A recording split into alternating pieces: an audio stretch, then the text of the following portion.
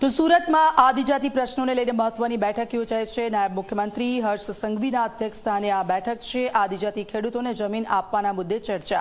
Senior મંત્રી અર્જુન મોઢવાડિયા હાજર છે। આદિજાતિ મંત્રી નરેશ પટેલ પણ હાજર છે। રાજ્ય કક્ષાના મંત્રી પીસી બરંડા પણ હાજર છે। પૂર્વ વન મંત્રી ગણપત વસાવા પણ હાજર છે। સુરતના જમીન પ્રશ્ને આ મહત્વની ચર્ચાઓ થઈ રહી છે। અધિકારીઓ સાથે વિવિધ મુદ્દે ચર્ચા। સરકાર આ રાજ્યની અંદર એમને શાસન મળ્યું છે, ધોરા સંભાળી છે, ત્યારથી એક્ટ પ્રમાણે જે સાચા દાવાઓ છે,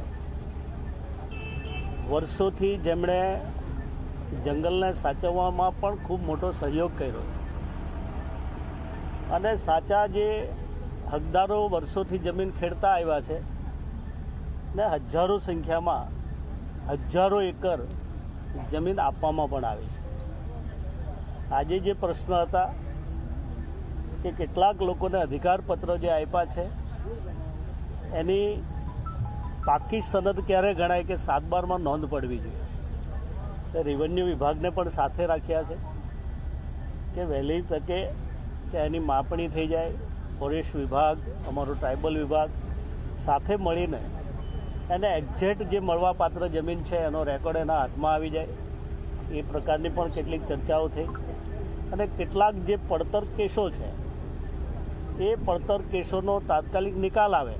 જે સાચા હકદારો છે એને આજે પણ સરકારની બિલકુલ ના નથી જમીન આપવા માટે, પણ આપણે સૌ જાણીએ છીએ, આપણી સૌની જવાબદારી પણ છે કે પર્યાવરણને સાચવવું, જંગલને સાચવવું એ પણ આપણી નૈતિકતા, આપણી પોતાની જવાબદારી છે।